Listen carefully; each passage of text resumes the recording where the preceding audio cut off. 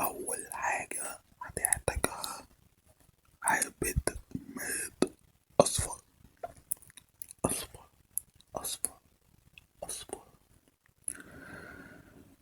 بعد كده هتحتاج كتاب ما بعد اللاوعي، وتعدد فلوس لا جمعية، بحث أنثروبولوجي،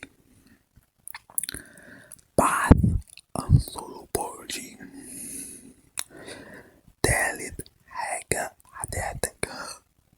هتحتاج كوفية أي لون ياكل، مش مهم يعني، الألوان دي مش مهمة أوي يعني.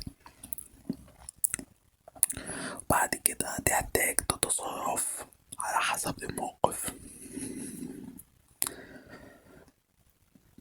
يعني لو ابن صاحبك عملها هروحه، انت بقى هنا تقول هنا بقى يستحضرني البحث اللي عمله ماركوس ستيلا مارتينيز.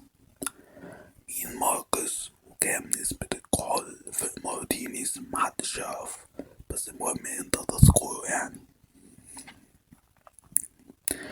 طب موقف تاني، لو مراتك خانتك، انت هنا بقى تقولها ايه؟